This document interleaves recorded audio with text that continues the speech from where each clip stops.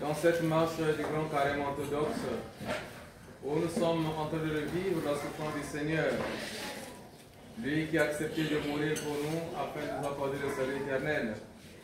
Chacun doit faire un effort d'entrer dans la pensée de Dieu.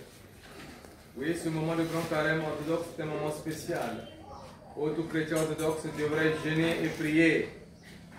Jeûner et prier parce que nous sommes chrétiens bien sûr, mais nous sommes encore des pécheurs. Le jour où nous avons reçu le baptême, nous avons été baptisés en Christ, nous avons revêtu le Christ.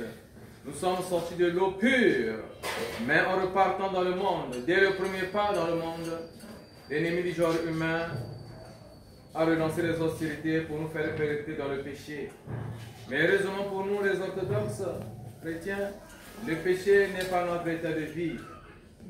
Et chaque jour, nous restons parfaite réconciliation avec notre Dieu. La réconciliation ne se fait pas par de simples paroles, mais il faut poser les actes qui sauvent. Il faut que chacun de nous puisse traiter durement son corps, comme disait l'apôtre Paul. Je cours non pas pour perdre, mais pour remporter la victoire la couronne de la victoire. Je traite durement mon corps.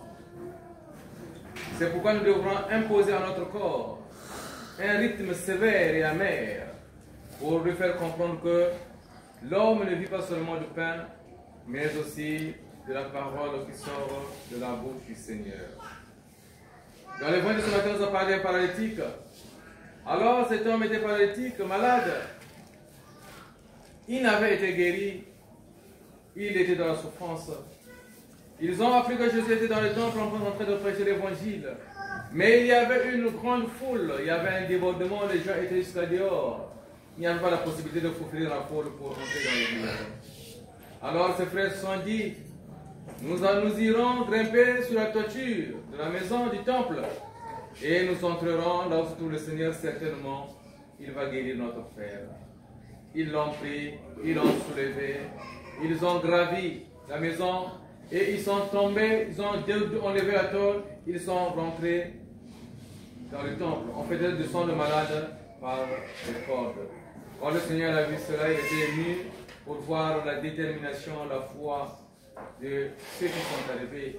Et il a dit, mon fils, tes péchés sont pardonnés. Et aussitôt, la guérison s'est accomplie.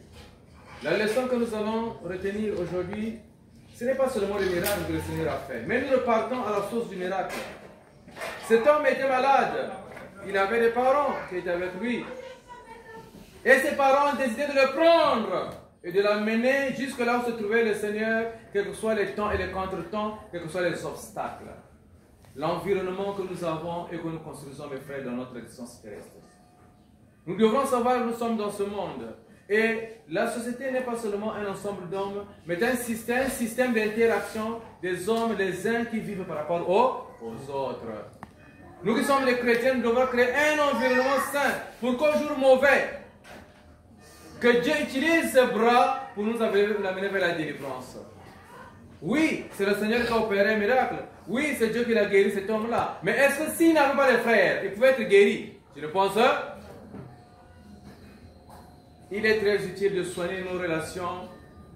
Il est très utile de préparer notre environnement dans cette marche vers le salut. C'est pourquoi notre défunt métropolite Cyprien disait, le jour où nous serons autour du Seigneur, nous dirons, Seigneur, nous sommes sauvés, nous avons fait des efforts, oui, il va nous demander, mais où sont les autres?